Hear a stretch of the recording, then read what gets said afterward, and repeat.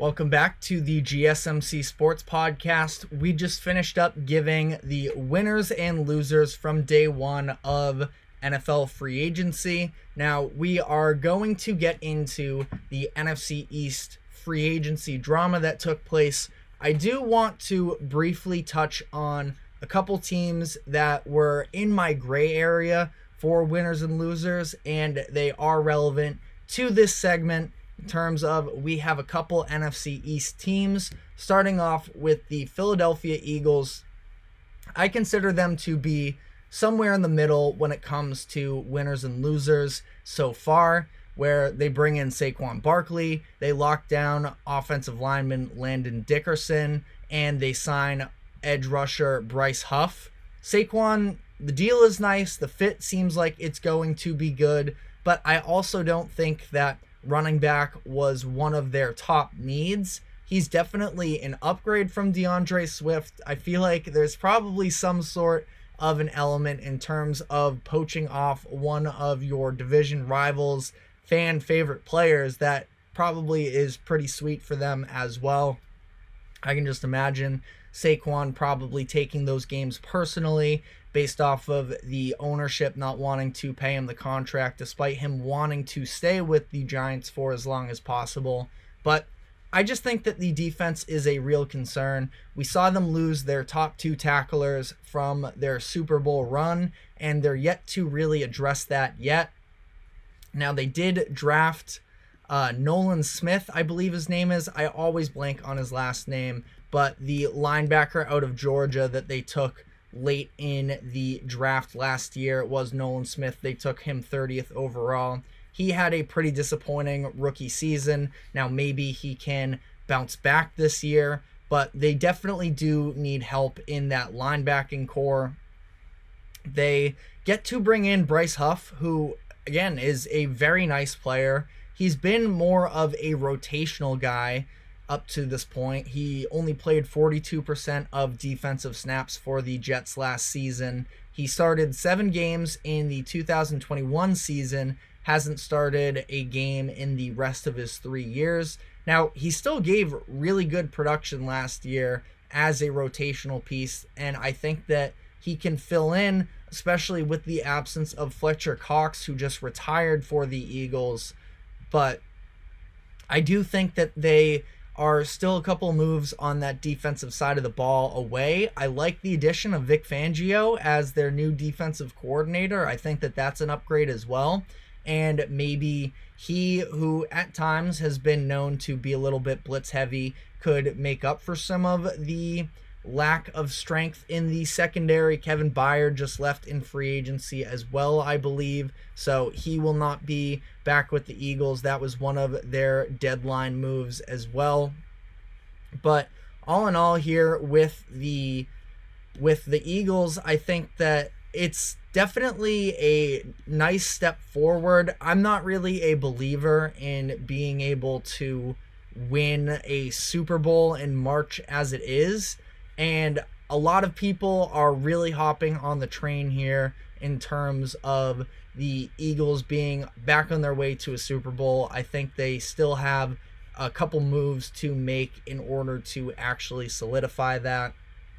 They do re-sign Brandon Graham, which is nice, but like I mentioned, Fletcher Cox retires, and so does Jason Kelce. So those are some other holes. Again, Huff sort of fills in one of those, but I don't think they are done. My next team in the gray area here I have is the Packers, where they made some upgrades. They bring in Josh Jacobs in the running back room, Xavier McKinney in the secondary. And this was pretty uncommon for the Packers historically. They've never been a super active team in free agency, which was just a little bit cool and surprising to see. You move on from Aaron Jones, who they released, Darnell Savage, who was a free agent. They're both good players, so I wouldn't say this was massive upgrades at positions of extreme needs. I do think the Packers need to be better in the secondary, so McKinney should be a good addition to that. But I did like both of these signings for the Packers. Aaron Jones does end up on the Minnesota Vikings, so I have to imagine that hurts at least a little bit for Packers fans.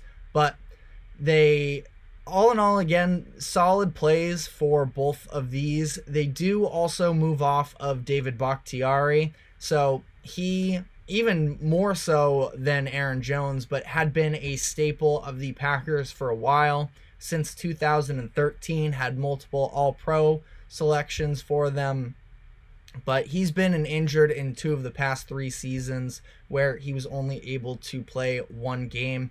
It was probably best for them to move on. They are a young team and have a young core going forward. Final team here, and then we're going to be diving into the full NFC East. But on that note, it is the New York Giants. Being able to trade for Brian Burns for just a 2nd rounder and a 5th rounder is really nice value for them.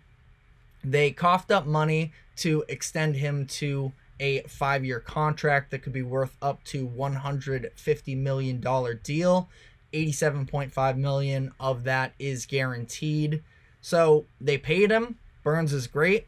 I don't know if I personally see him as a top 5 pass rusher in the league, but ultimately it's no real complaints, again, especially for the draft capital that it took for them to get him. I feel like that's a really nice deal. I think the contract is ultimately pretty fair. Giants fans were appalled at the way that the day was playing out. Before that happened, when Saquon Barkley left for Philadelphia and they replaced him with Devin Singletary. Singletary had a solid year for Houston. He did nothing for the first half of the year, did come around as the Texans sort of started making that playoff push. So Singletary is a solid option. They're paying him just over $5 million per year. Really nothing all too much, but is definitely a little harmful in terms of just, again, the fandom of how much Giants fans love Saquon Barkley. Now, I don't think it would have made sense for them to give Saquon the type of contract that the Eagles gave him. It more so leads to a conversation about how they handled last offseason with Barkley and Daniel Jones, franchise tagging Saquon, giving Jones the long-term deal. But come this year, there was really nothing they could do about that. They lose McKinney as well, which isn't ideal. And between him and Saquon, they probably could have found a way to tag and trade at least one of them. But overall, I thought the Giants did fine for themselves. They also brought in a guard from the Raiders in Jermaine Illuminor. So he has started the past couple seasons for the Raiders. Giants need help on the offensive line. So I thought that it was overall a solid day for them. But getting more into the NFC East as a whole, of course, this drama around the Saquon Barkley to Philadelphia deal sort of shook the internet, where you had former Giants running back Tiki Barber get on radio and said that Saquon was dead to him and to Giants fans. Saquon responded with a tweet that has since been deleted, but talking about how Barber has never been kind and accepting to him and that he doesn't care, and did seem to try and make it vocal that he wanted to stay with the Giants, but they weren't willing to give him what he felt he deserved, which is definitely true to some degree. Again, I do tend to agree with the Giants that it wouldn't have made sense. They have too many other needs to cough up all that money to a running back, but was just a very messy ending as they fell out of it, which sort of brings me to the question of, should Giants fans be upset with Saquon Barkley? And I feel like the likely consensus answer with Giants fans is no, they're mad at the front office for the way that this is all played out. And obviously it hurts for, you can make the argument that could have signed with a handful of other teams, but for the deal that Saquon was able to get, I mean, I don't know how, especially as we're going to talk a little bit about in the final segment of the show, it's not like running backs have had all this level of leverage in contract negotiations, and he got a very solid deal, 3 years, $37.75 million from the Eagles. So, Saquon, he's dealt with a handful of injuries over the course of his career. Now he lands in a spot that, again, I think schematically should be a really nice fit for him and playing into the Eagles offense. But another interesting thing came of this in that we had Dak Prescott's brother, tweet out about how the Eagles are the best front office in the NFL.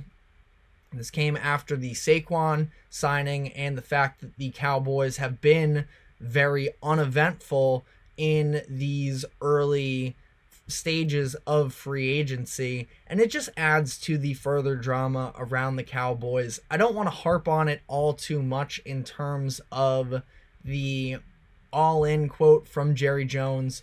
We know that it probably wasn't his best idea to say that, but when is Jerry Jones getting on the microphone ever really a great idea for the Cowboys as a whole? It hasn't stopped them, but it does make for a very interesting conversation about how this division is going to play out, because, again, I don't think that the Eagles getting a running back, for as good of a talent as Saquon Barkley is, I don't think it fully pushes the needle for them. And if your counter argument is Christian McCaffrey to the 49ers, I will concede that. I do think that McCaffrey transformed the 49ers when he got there. But I also feel like there has to be some level of, the 49ers defense is so much better than the Eagles right now. And the Eagles have had all this turnover with their coordinators the past couple of years.